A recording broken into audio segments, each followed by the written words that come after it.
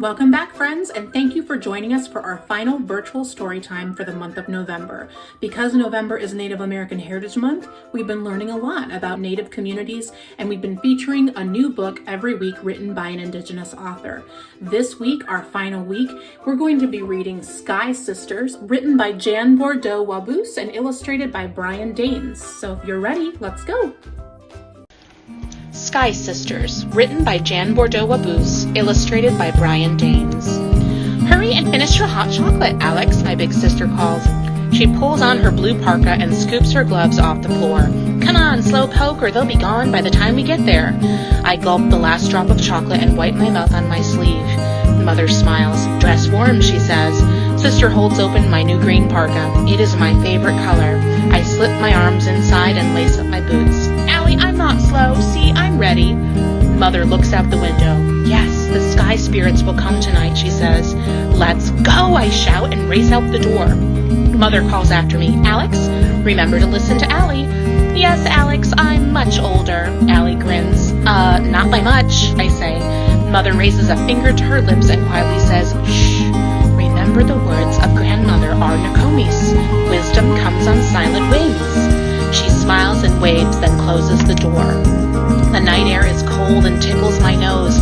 I watch my breath form clouds that greet the open sky. Everything is frozen except for me and my parka and my sister and hers. I think of our journey ahead and my heart beats faster. I am filled with excitement and I wonder how quiet I can be. My sister's soft words break my thoughts. "Keep warm, Nishime." She calls me this to remind me that I am the little sister. She reaches over, flips up my hood, and tucks my pink scarf around my face, then snuggles behind her own warm scarf. "We might have a long wait tonight," she says, as she creates a trail ahead of me through the blanket of snow. "How long?" I call out. She does not answer my question, but turns to me and says, "Shh, Nishime, whisper when you speak." "Okay, Nimise," I form the words but make no sound. Our boots leave big holes in the snow as we head in the direction of Coyote Hill. Sister leads the way. I follow in her footprints. Her stride is bigger than mine, so it's not easy to keep up. I remember the stories Mother told us about midnight on Coyote Hill. When she and Auntie were girls, Mother was the leader. Auntie was younger and had to follow like I do. I wonder if Auntie ever wanted to lead. I eat snow from my mitten as I trail behind. Up ahead, Nimise is waving her arms for me to hurry. "I'm coming!" I blurt the words into the night. My voice flies through the air. Then I remember the words of Arnakomis. I can't see my sister's face, but I know she is frowning. We stop by a gathering of trees. I watch Nimise pluck a glistening icicle from a branch and put it in her mouth. I do the same.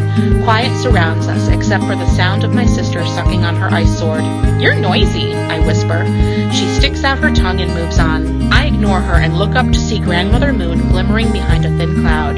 The night is still, and the black shadows all around form strange shapes. I quicken my pace to keep up. The dark arms of the balsam trees are heavy with snow. They reach out to touch us as we walk. Something stirs in the shadows beneath the branches. "Nishime, don't move," Nimise speaks low. "You'll scare it away." She stops and points at a fluffy white rabbit. I see something else, bigger, bounding toward us. It is moving quickly. I try to tell my sister, but the words will not come. I tug on her arm and point. "What is it?" she asks, yet she does not look away from the rabbit. It's too late to warn her. The huge shape is right in front of us. My sister whirls around, gasps, and holds onto my arm. I suck in my breath and hold her arm. We stand motionless as we stare into the eyes of a deer. The deer looks at us and does not move away. With strong legs, she paws at the snow before us. She waits a moment, then turns and runs gracefully toward the river. We stare after the deer for a long time before Nimise whispers, "A white-tailed deer is nothing to be afraid of." "Sister, let's go of my arm." "I know," I whisper too. "I wasn't afraid." We hold hands and run toward Coyote Hill. The closer we get, the more it looks like a big white bear. When we reach the hill, Nimise says, "It's steep. Let me pull you up." It's not that steep, but I like my big sister pulling me up. I pretend she is a team of huskies as she climbs higher and higher with me in tow. "Faster, faster!" I try to call out gently, and I begin to giggle. Nimise stops and says, "It's your turn to pull me." No, it's not. It's my turn to be the leader, though. Follow me, I shout. I run past her as fast as I can to the top of the hill. Nishime, whisper when you speak, Sister's words chase behind me. We can see our north country for miles from Coyote Hill. The wind is strong up here. Icy fingers pull at my warm green parka. A snow cloud hides Grandmother Moon, and delicate snowflakes begin to sprinkle down to us. My sister opens her arms and reaches for the sky, trying to gather as many flakes as she can. I, too, reach my arms to the sky to gather my share. She leans over and speaks. Her words are as soft and light as the snowflakes. The sky spirits will come tonight. When? I ask, but there is no time for an answer. A howl breaks the silent night, and then another. The cries are long and loud. I quiver and move closer to my sister. What is it? I speak so that I can barely hear my own words. Sister's eyes are wide with excitement. It's a coyote, she bursts. He's singing to us. Listen. The coyote sings his song once again and stops. He's waiting for an answer, says Nemise. She cups her hands around her mouth and I do the same. Together we howl back the coyote song. Low at first, then louder. The coyote answers. So do we. A few more calls and then all is quiet. My sister and I look at each other and grin. Nemise's grin is as big as mine. The wind blows stronger now and whips my scarf in circles around my head. Sister's hair falls free from her hat and swirls about her face. Her purple scarf twists and turns behind her. She leans into the wind and stretches her arms out to me. We join hands and around we spin faster and faster.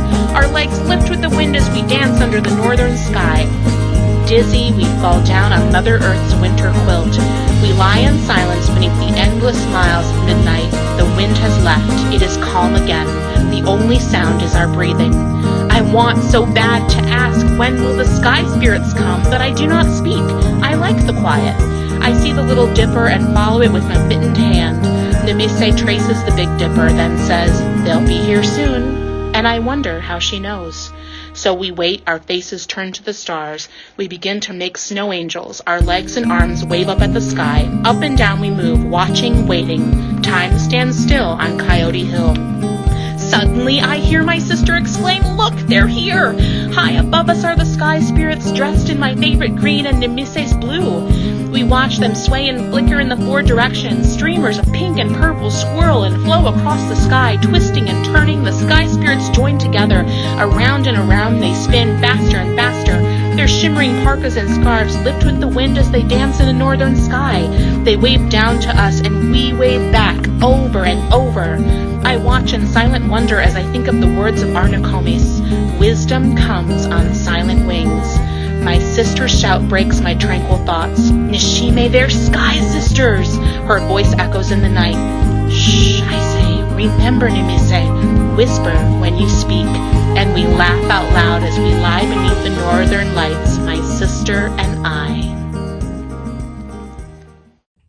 I want to thank all my friends for being willing to try something new with these virtual story times. I miss all of you, and I can't wait to see your smiling faces back in the library when it's safe for us to meet again. I'll see you soon.